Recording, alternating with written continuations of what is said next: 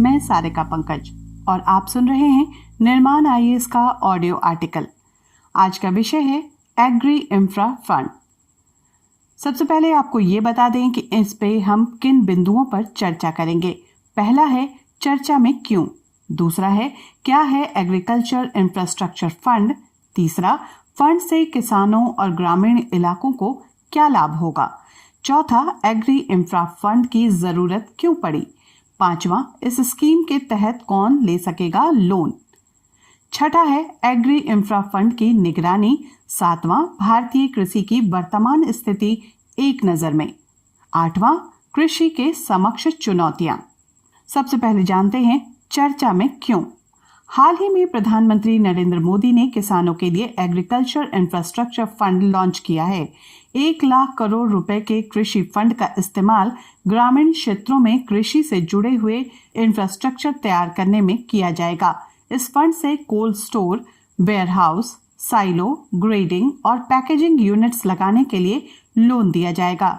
इस फंड के तहत 10 साल तक वित्तीय सुविधा मुहैया कराई जाएगी। इस फंड से खेती से जुड़े प्रोजेक्ट्स पे काम किया जाएगा। इस फंड को जारी करने का उद्देश्य गांवों में निजी निवेश और नौकरियों को बढ़ावा देना है।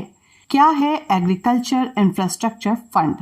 एग्री इंफ्रा फंड कोरोना महामारी से निपटने के लिए घोषित किए गए 20 लाख करोड़ रुपए के पैकेज का एक अहम हिस्सा है। गौरतलब है कि केंद्रीय कैबिनेट ने पिछले महीने 8 जुलाई को 1 लाख करोड़ रुपए के कृषि इंफ्रा फंड को मंजूरी दी थी। इसे 1 महीने के भीतर ही पीएम ने लॉन्च किया है। योजना 10 साल के लिए रहेगी। ये फंड कटाई के बाद फसल प्रबंधन के लिए इंफ्रास्ट्रक्चर विकसित करने और कम्युनिटी के लिए एग्रीकल्चर एसेट्स बनाने के लिए लोन देगा। इनमें कोल्ड स्टोरेज, गोदाम, प्रोसेसिंग यूनिट्स शामिल हैं। इस योजना में शामिल होने के लिए 12 में से 11 सरकारी बैंकों ने पहले ही MOU पर साइन कर लिए हैं। इस वर्ष में 10,000 करोड़ रुपए का लोन देंगे। अगले 3 वित्त वर्ष में 30 हजार करोड़ रुपए का लोन दिया जाएगा। इस फंड स्कीम के तहत लोन पर सालाना ब्याज में 3% छूट दी जाएगी। ये छूट अधिकतम 2 करोड़ रुपए तक के लोन पर होगी। ब्याज छूट का लाभ ज्यादा से ज्यादा 7 साल तक मिलेगा। फंड से किसानों और ग्रामीण इलाकों को क्या लाभ होगा? ये योजना मूल रूप से किसानों के आय को दोगुना करने के लक्ष्य से जुड़ी हुई है। इस योजना के तहत किसानों को लाभ पहुंचाने वाले इंफ्रास्ट्रक्चर का विकास किया जाएगा ताकि उन्हें अपनी उपज के लिए अधिक कीमत मिल सके।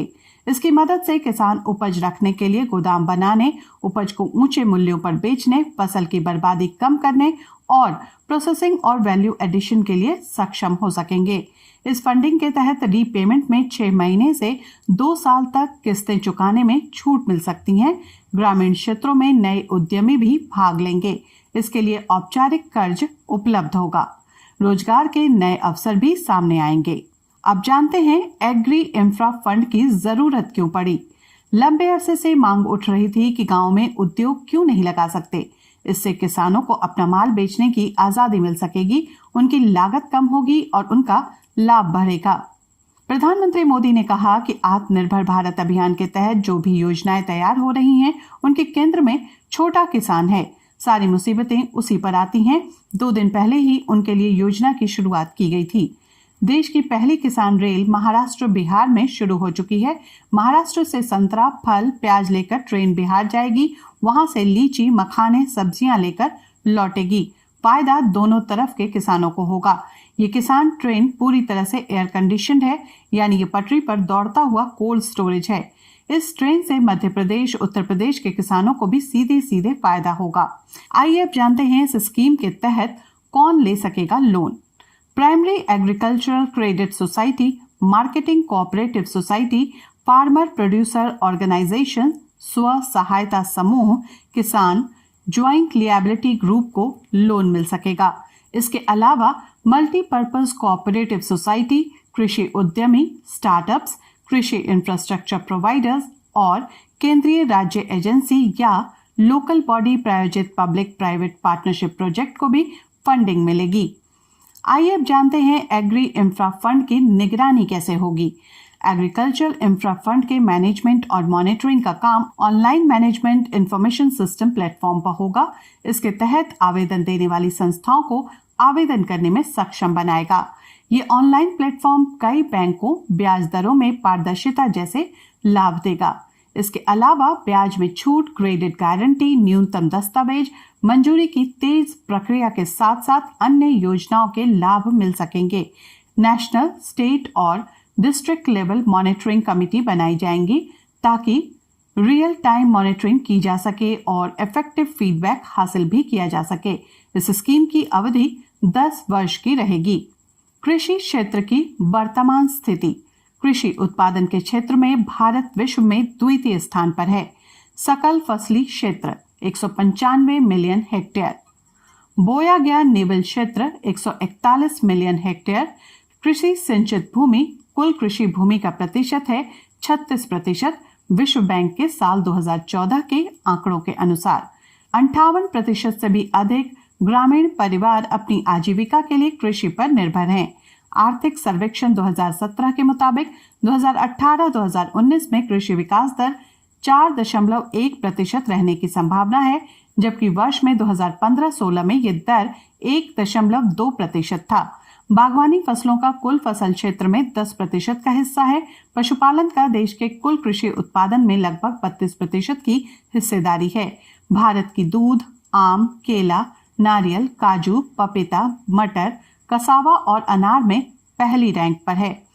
मसाले, बाजरा, दलहन, सूखा बीन, अदरक का सबसे बड़ा उत्पादक और निर्यातक भी है।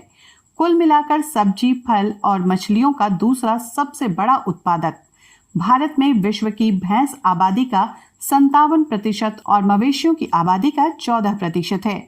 औषधीय और सुगंधित पौधों के मामलों में विश्व बाजार में 7% हिस्सेदारी के साथ भारत अपना 6ठा स्थान रखता है। कृषि के समक्ष चुनौतियां।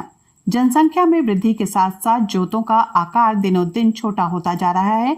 इस कारण खेती में मशीनों का प्रयोग थोड़ा मुश्किल हो रहा है। जल के समुचित दोहन का अभाव, सिंचाई के अपर्याप्त साधन मतलब प्राकृतिक संसाधनों के सही उपयोग का अभाव, ग्रामीण शहरी विषमता। भारत में महानगरों और शहरों की प्रगति को देखकर किसानों को ये लगने लगा है कि खेती घाटे का सौदा है। इससे शहरों की तरफ पलायन की समस्या भी बढ़ रही है। लोक नीति द्वारा 2014 में किए गए एक सर्वेक्षण के अनुसार लगभग 40% किसान अपनी आर्थिक स्थिति से पूरी तरह असंतुष्ट थे। ये आंकड़ा पूर्वी भारत में 60% से अधिक था। 70% से अधिक किसानों का यह मानना है कि शहरी जीवन ग्रामीण जीवन से बेहतर है। मॉनसून पर अत्यधिक निर्भरता और मानसून की अनियमितता, सब्सिडी का वाजिब परिणाम नहीं आ रहा है, यानी सब्सिडी वितरण व्यवस्था में कहीं न कहीं कोई कमी है। उत्पादन के बाद भंडारण और प्रसंस्करण की समुचित व्यवस्था नहीं है। सरकारी अनुसंधान से पता चलता है कि उर्वरक का जरूरत से ज्यादा प्रयोग, परंपरागत फसल पद्धति, मिट्टी की घटती गुणवत्ता भी प्रमुख समस्याओं में से एक है। कृषि में निवेश का अभाव, प्रभावी नीतियों का अभाव और निजी निवेश की कमी। ये तो थी एग्री इंफ्रा फंड पर ऑडियो आर्टिकल। आज के लिए इतना ही। दीजिए इजाजत। नमस्कार।